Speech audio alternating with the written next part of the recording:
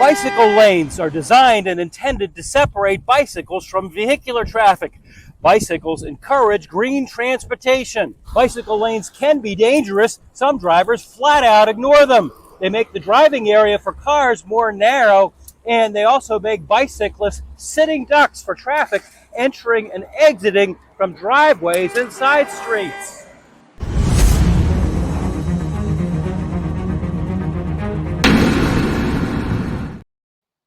Adding more bicycle lanes always safer, or can it lead to problems? I'm Lainey Law. And I'm attorney Andrew Myers. And today we're lucky enough to have our amazing guest, Doug, and to talk a little bit about bicycle lanes and some of the problems they may pose. And in this episode, everybody. Hi Doug, how are you? Good. I'm glad we're doing this topic today because there are more and more bike lanes out there. And while, I guess it's safer for bicyclists, but maybe it's not.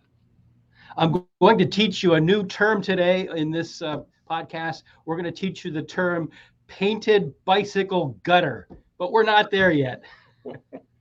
A gutter. Okay. I'm looking forward to that.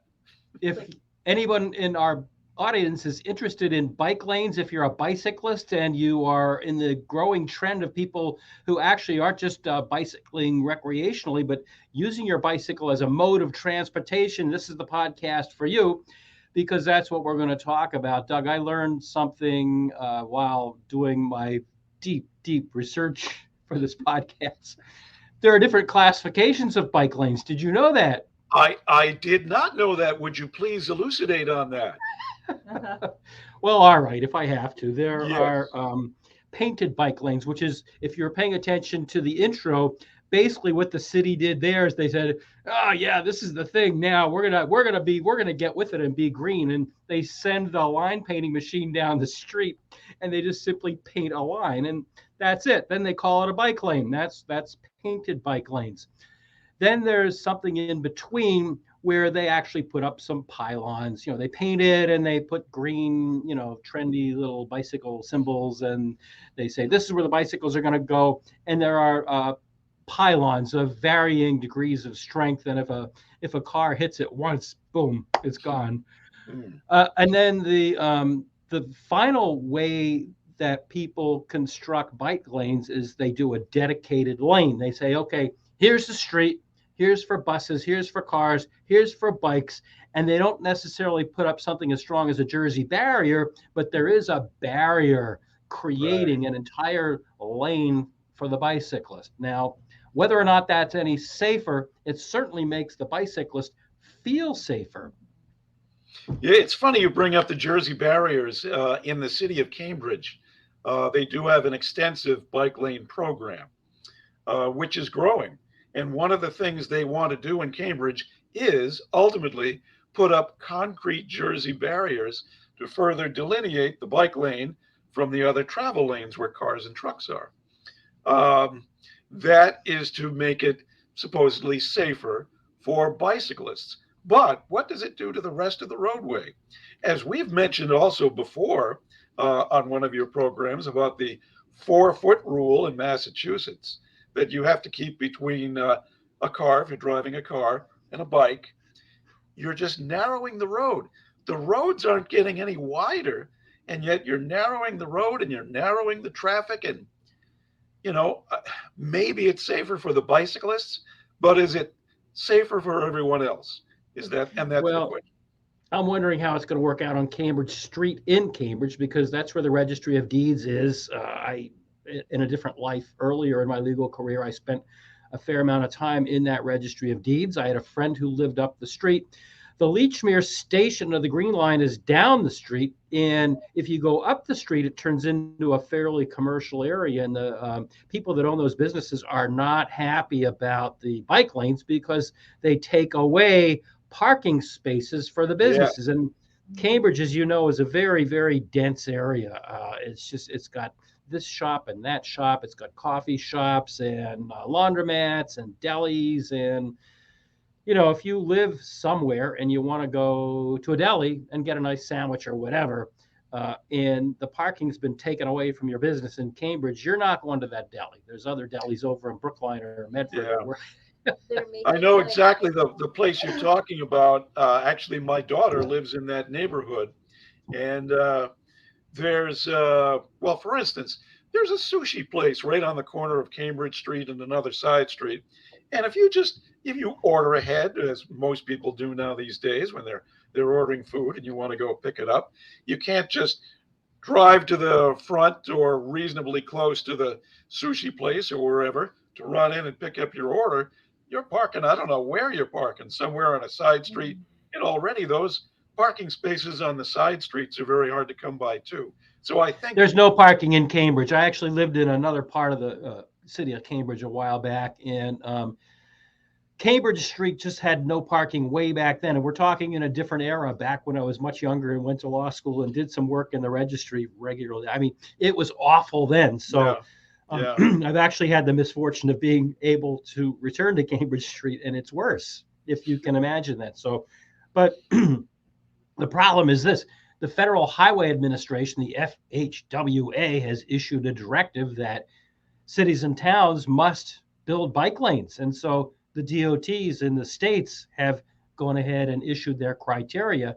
But how are they going to jam these things into the different cities? And so that's what they end up doing, saying, okay, we'll just paint some lanes, bada bing, bada boom, we're done. There's your bike lanes. And they're death traps. I'm sorry, they just are. Here's another problem when you put up concrete Jersey barriers or you put up more of a permanent barrier for your bike lane.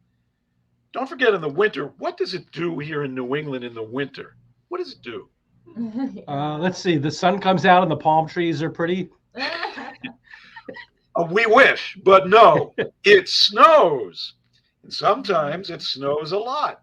And when it snows, what do you have to do on the streets in order for vehicles to get through? You got to plow that snow. Where does that snow go? Oh, by the side of the road when it's plowed to the side of the road so you can plow them. Now, if you've got concrete Jersey barriers there, where's that snow going? And also, okay, are you also going to have to now plow the bike lanes too? Where's that snow going? They make it an afterthought. Yeah, it's an issue that I don't know if anybody has really thought of. You know, It's like wintertime presents some different challenges for bicyclists anyway. I mean, I'm not taking out my bike in January anyhow. Are you? But no. No. Yeah, exactly. no. No. But Why would I do that? Some people would. Oh. And here's Well, another, I mean, here's another thing. Here's another thing. And another thing. Those blue bikes. You know what I'm talking about? The Yes. blue bikes. The bikes that The are rental. in those racks that are for rent by Yeah. the hour or the afternoon or Yes. whatever. They're usually rented by people from where? Out of Outside town. of the town. Out of town, Tourists, right. out of town. Yeah. You know, and they get on those blue bikes, la la la la la la la la la, and they're riding down the bike lane, la la la la la la la. You're out of key, by the way. They have no concept of crosswalks or traffic No. or doors opening or anything. So, I mean, it's a fine idea to encourage this, you know, because bikes, okay, they don't pollute, except now everybody's got electric bikes. And of course, they go even faster. So They do. It presents problems in that, as we've said before, the streets aren't any wider, but you're narrowing everything down. Well, the other problem is that people get into the, we'll talk about the third category, the protected bike lanes, where they put up not necessarily Jersey barriers, but some kind of barriers. Well, what about the side streets? What about the driveways? What about the deli that you just mentioned? How do they get their food and their drink delivered? So a lot of times these barriers have breaks. And a full 60% of all accidents that involve bikes don't happen during the intersections. They happen on these side streets. So these bicycles that are just barreling down on the bike lane, feeling this sense of security, don't realize that more accidents happen in the middle of the block than at the intersection. So are they really safe, or are they fish in a barrel? And by the way, if they do have an accident, should they call you? Of course. Well, that's a whole nother subject. Depends Right, if you're in right. the right or not. Um, but the people in Cambridge, as you said, they are very actively working on getting these bike lanes and delivering these bike lanes. And I reached out to both sides, and neither side really wanted to participate in the podcast. But you know what? Not to be deterred, I spoke to people on the street elsewhere, and I am always amazed at the level of conversation that we have. Doug, we have a new feature on this show, and the new feature is we put our guest on the spot. So I'm going to ask you, I'm putting you on the spot right now and asking you to just summarize. What do you think people that I talked to said about bike lanes? Well, I think maybe some people liked them. Some people didn't like them. Some people probably did talk about how the fact that the parking spaces are taken up by this.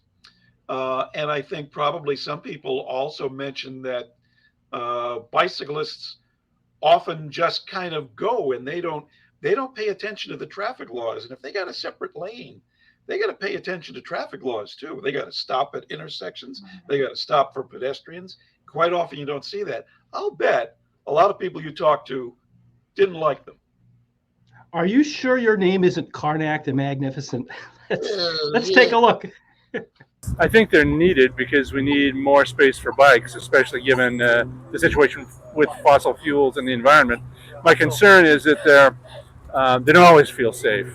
That is, they're marked, and sometimes they're marked well, and sometimes not. But then also there aren't, in many cases, barriers to protect you from the traffic. I don't want to get hit by a car. I'm willing to take the chance, but would love to see more bike lanes that have barriers. This is a very busy area right here, obviously. Do you think that this bike lane has been designed well with the bicyclist in mind? Partly.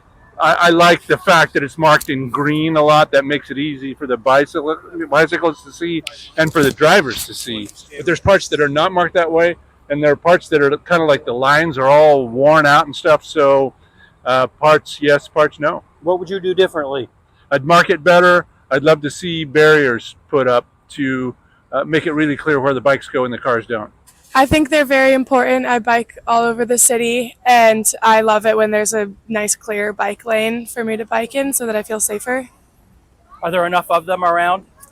In some areas, in other areas, I don't think there are, especially when you get into a lot of the one-way streets and stuff like that. I think there's not enough. Do you think that the bicycle lanes are designed properly to assure your safety?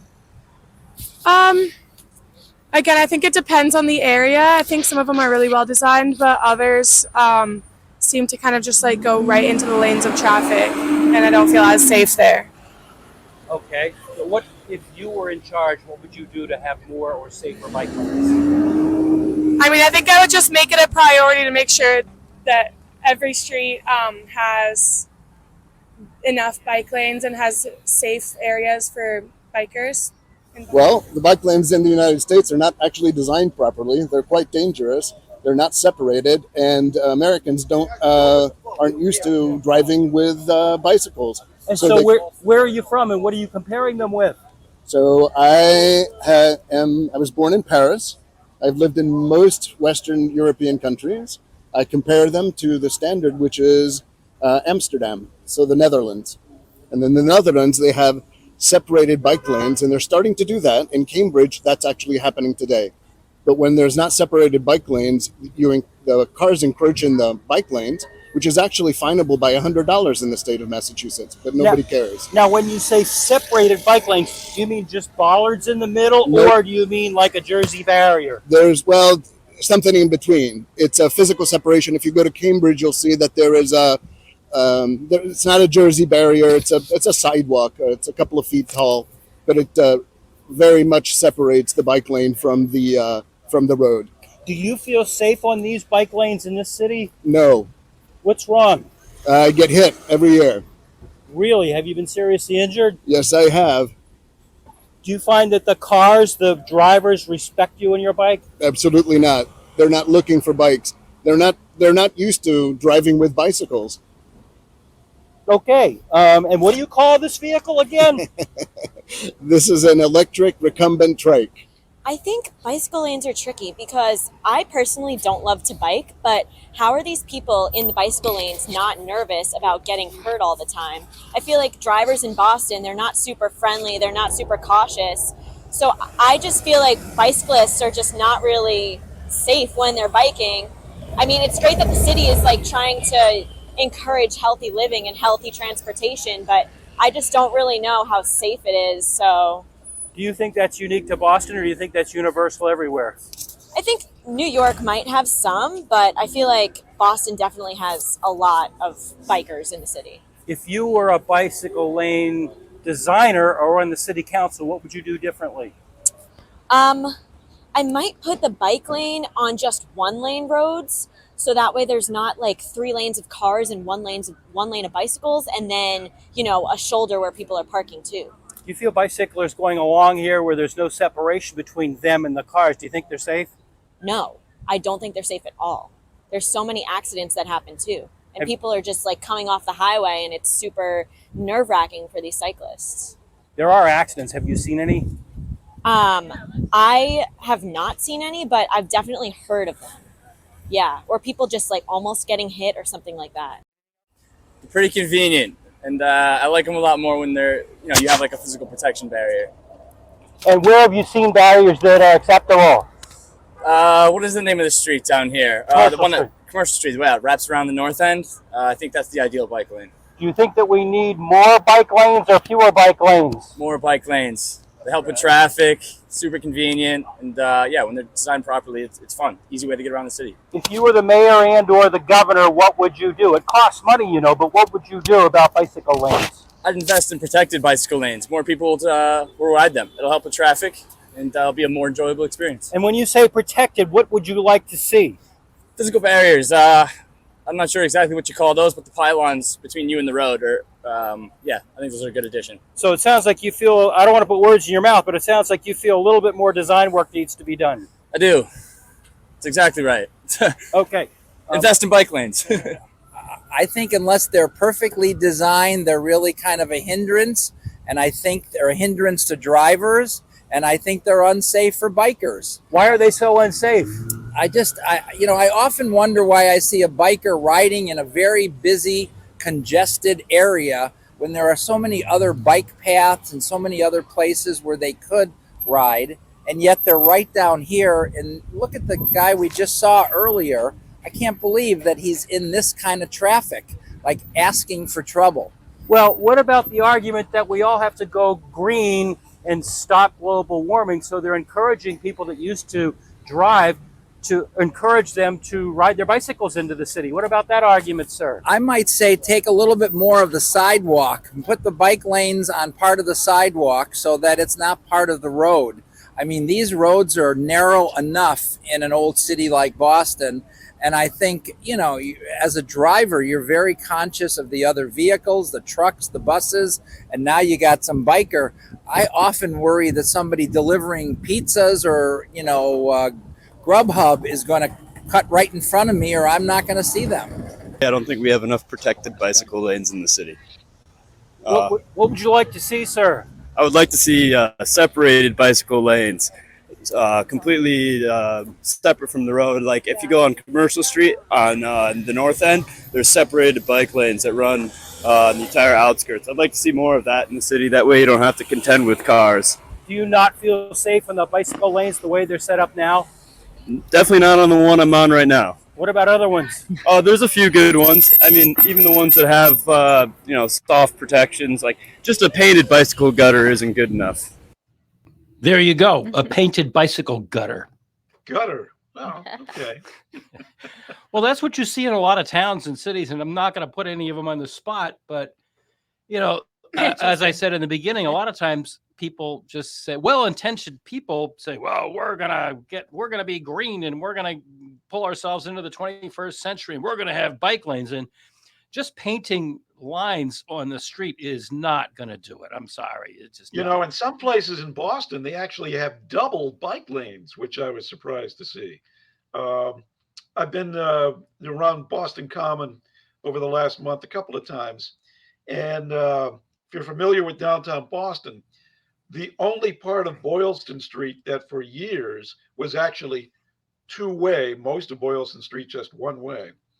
There was a stretch between Tremont Street and Charles Street that was always two-way. Well, now it is only one way, and the entire other lane closest to the common is now a bike lane. It's a two-lane bike lane, so that you have actually a fast lane and a slow lane in the bike lane. And also that same thing exists on Tremont Street between Park and I think Stewart Street, where there's a two-lane bikeway, and where there used to be 3 lanes of cars, now there's only 2 lanes of cars. Now, how are they going to enforce that? There's a slow lane and a fast lane. They can't even enforce that out on the turnpike or the interstate. I mean, if you're... Yeah, I think it's just if you're an older person and you're riding a little slower, you're going to stay to the right. If you're a younger person, you're riding a little faster, you're going to go to the left. But we don't even have that many people using bikes, I feel, for that multiple lanes for them. Multiple lanes. And so now when you're going down Tremont Street with the common on your right, you cannot make that right turn onto Boylston Street in order to go fully around the common. You have to go an extra block down to Stewart Street in order to take that right. We're getting maybe a little particular about the area that we're talking about, but it just shows that bike lanes are taking a lot of area away from traffic. Now, I know, as some of your interviewees were saying, it's to cut down on fossil fuel use, et cetera, et cetera. But still, there's business that has to be done in a city and in a downtown area. And downtown areas in most cities are pretty congested. Boston, Cambridge, Somerville, they're all pretty congested. And this is really adding to congestion. Perhaps, think about this, perhaps more fossil fuel is being used because the traffic is moving more slowly and having to stop more because there are more bicycles taking up the room on the road. Ponder that. Well, also, Ponder, you mentioned, New England cities and towns, which are no argument at all that they're very small. The streets were cow paths. Yes. But one of the young women that I spoke to there mentioned New York. I can't imagine driving a bike through the streets of New York. I mean, It's just crazy there. You've got hundreds of cabs in every block vying for that curb space. You've got buses, you've got cars, or Philadelphia also. Talk about narrow streets. I know you've spent some time in Pennsylvania, as have I. Philadelphia is it's similar to Boston in that the streets are just cow paths and they're narrow. And I think this applies to any city at all, anywhere you go. They weren't really designed for the way we're using them now. The streets were designed for horses and buggies going up and down the street, many, many, many, many, many years ago. And so now we're talking about taking those single-use lanes and making multi-uses out of them, having a discrete bus lane. In New York, you have discrete, and some places in Boston, you have discrete cab lanes. Now you're going to add to that a discrete bicycle lane, and it's all going to work. I don't think so. Another thing I noticed that not only are bicycles using the bike lanes, but also scooters, motorized scooters. In Massachusetts, for instance, you can buy one of those scooters that only go up to 30 miles an hour, and you don't have to register them. You don't have to be licensed for them. And I've noticed a lot of scooters using those bike lanes because they basically can't keep up with traffic as they should in the traffic lanes. But and also the e-bikes that are everywhere that you mentioned before. And in doing my person on the street interviews, and again, I was impressed with the level of conversation I was able to get into while we were doing that. We saw, and it's completely illegal, motorcycles, doing what they call lane splitting and scooting into the bike lanes and out of the bike lanes. And that's a penalty. That's a fine. They're not supposed to do that. But you cannot expect the Boston police to be in every single inch of every single street of the city. They just, it happens all over.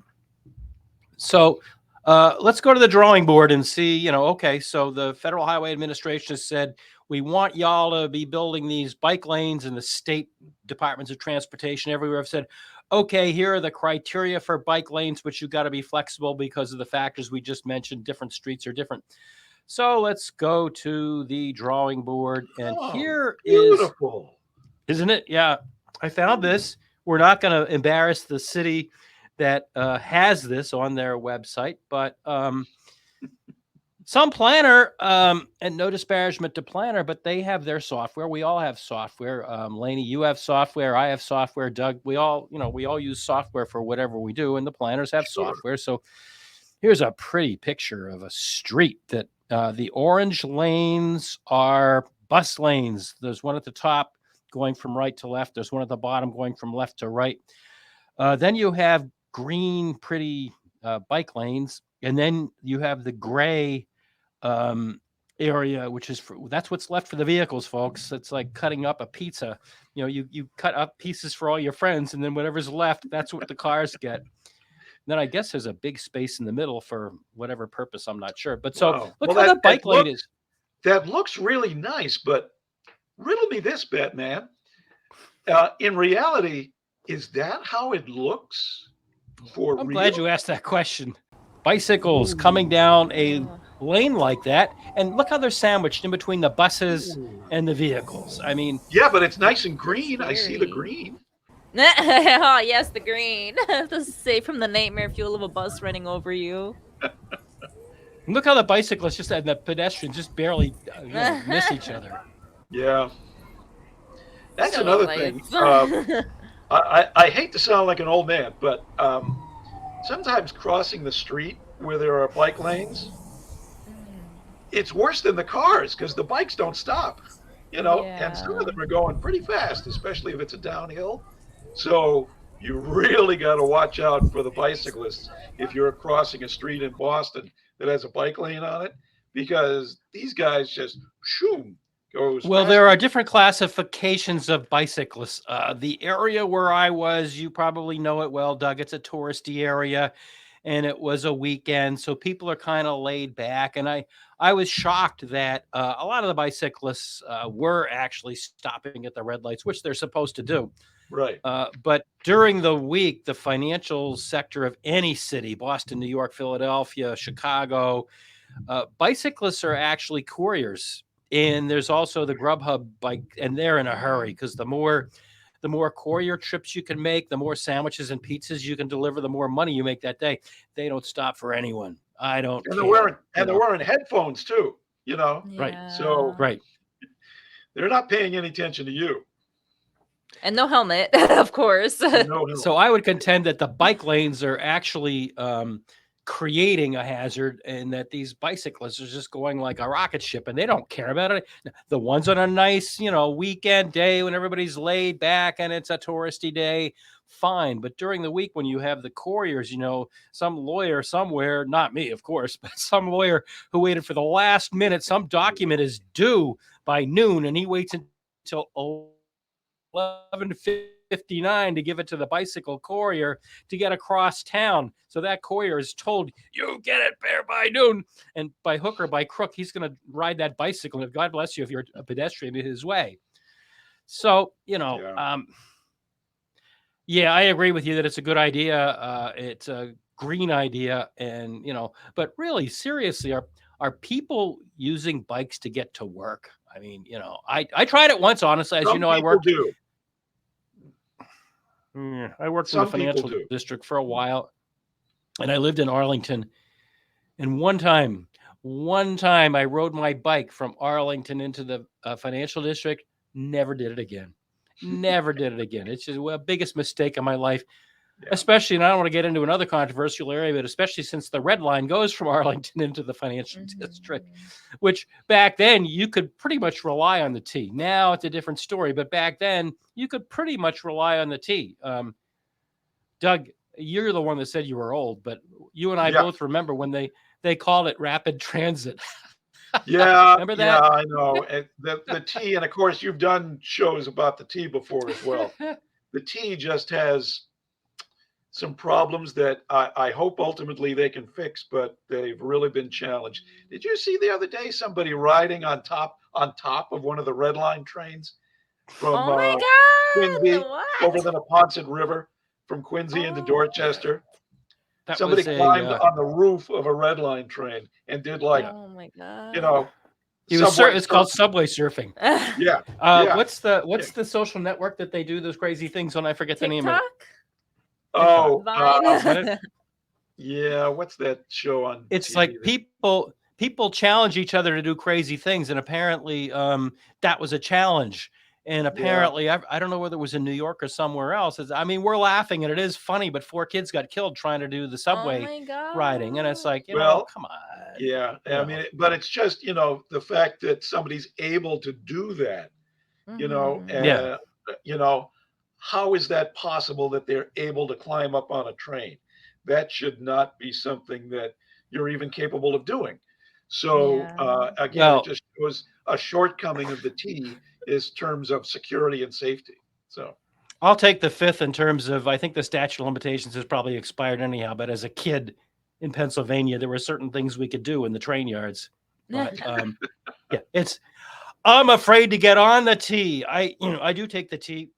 I do. It's easy to get around and it's inexpensive, and it sure beats paying for parking. But I'm afraid to even get on the T. That T comes rattling into the station, and I'm afraid just to get on the cars these days. So to actually get on top of one of them and ride it like that, no. With all the derailments happening lately. Yeah, the only segment of the T that I use, which is extremely reliable and nobody ever talks about, is the ferry service between Hingham and Hull and Rose Wharf and Long Wharf in Boston. It is very comfortable. It is always impeccably on time. Wow. And it operates all year long. And again, for those of us of a certain age, it's half price. So there you go. Yeah, well, like I said, the T is fairly inexpensive. It's a good way to get around town. I mean, I've had the misfortune of having to go into the city to do this or that or the other, and parking is like $40. Yeah, and the T is like, and a series of mayors have had it as a policy to make parking as difficult as possible to discourage people from coming into the city. And it's unfortunate. It doesn't make it any easier for people. And the T is inexpensive, it's accessible, and I like yourself, they have a relatively new manager over there, and I certainly hope that they make the T better, because it's not good to have an unreliable mass transit system. Yeah. Well, we could do a whole other show about the T, and I know you've already done at least one. So yes. There are many other facets of the T. I mean, we all have T stories about things that have happened while we've been riding on the T. I know I have a couple, and a couple of them are kind of gross, so I don't want to get into it. Yeah, same here. The first time I ever saw a rat was on the T. Oh, I used to see him outside the State House all the time. And I don't mean the two-legged ones. Okay. Having grown up in the suburbs, a relative protection of the suburbs, far away from the hustle and bustle of the city, I come into Boston, and the first time I ever saw a rat was on the T. Yeah. Well, but, you see that anywhere. You can see that anywhere. Yes, you do. Okay. Any closing thoughts there, Lainey? Yeah, I mean, it's just kind of messed up to see the lanes in the middle. I think I'm kind of on the camp with a lot of the people you talk to, where it would be better if it was kind of separated by barriers, but it doesn't make sense to put a bike lane in the middle of a bus and a car. It's dangerous. It's like, at least if it's next to a sidewalk, if you fall off your bicycle, you're falling towards people who aren't going 30, 40 miles an hour with tanks. So I would like to see bicycle lanes incorporated in a way that's efficient, not encumbering traffic, and not as an afterthought. Because if you're planning with the bicycle lanes instead of just trying to shove them in after, it just doesn't work if you're doing it as an afterthought. No, I like my bike. I have a bike that I've had for a decade or so. I get it tuned up every now. I will not drive it in the city. There's no way. There are bike trails. We did another podcast on that, rail trails, if I want to ride my bike, I throw it in the back of my car. And that's how afraid I am of drivers these days. I put it in the back of my car. I drive to the rail trail. I take my bike out of the car and I ride up and down the rail trail. I have a great time. It's good exercise, get some fresh air. I especially like it in the fall and the spring when it's not hot. But I think, unless you have to, unless you're one of those couriers or a pizza delivery guy or, Grubhub or whatever, I don't see the percentage in riding a bike in this city. I'm sorry. That's just me. No way. It's scary. No way. Yeah. And I give the planners a lot of credit. They have a job that they have to do, but it's a tough job. They're slicing the pizza slimmer and slimmer and slimmer, and we have 1,000 different people doing 1,000,000 different things. There's not much of that pizza left for anybody, and it's just too crowded. I think we are going to see more and more bike lanes. I think that is inevitable. But if we do, I would just ask those people who are using them, if you're riding your bike, watch out for the pedestrians, obey the traffic laws, and do the best you can in getting around. But sadly, they're designed perhaps to alleviate congestion, but maybe the bike lanes actually add to the congestion. Well, Karnak, I think you're absolutely correct about we're going to see more bike lanes, because in doing my research, I found that, I don't know if you remember that $1 trillion bill that was passed a year or two ago for infrastructure. A portion of that went into bike lane planning. So a lot of these are on the planning board, like that one that we saw before. A lot of bike lanes are on the drawing board, and creative municipal planners are looking for other funds, whether it's state funds or local funds. And so, yes, there's a lot of them on the drawing board. Mayor Wu recently said that she intends to spend, a couple of $1 million on bike lanes in the city, which is fine. But let's just hope they can find a way to kind of sandwich them in, make them safe for the bikers so they're not vying for every little inch with those buses. And so I wish her the best, but I don't know. And would you rather spend those millions on bike lanes or on fixing roads and bridges that need repair? Well, both, because, we all use the roads. I mean, I don't know if you ever look up when you go under some of our bridges in Massachusetts, but they're falling apart. They're just falling apart. The roads in Mass are really bad. Yeah. Okay, Doug, thank you very much. You are a great guest, and we appreciate having you. We'll have you back. Lainey? Yeah, thank you very much. So much. Sorry, Doug, cut you off. Thank you so much for coming today.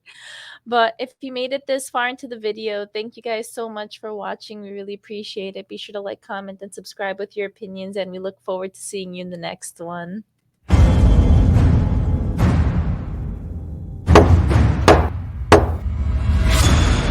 You have been watching About the Law, a production of the law offices of Andrew D. Myers in Methuen in the Merrimack Valley of Massachusetts, and in Derry, just outside of Manchester, New Hampshire. Remember to click the like and subscribe buttons down below. And if you enjoyed this video, be sure to share it with your friends and others. If you'd like to talk to me about an injury case, a car accident, a slip and fall, a serious bodily injury case, or some other case, please feel free to contact me. I'd love to talk to you. You can contact us through my website at attorney-myers.com.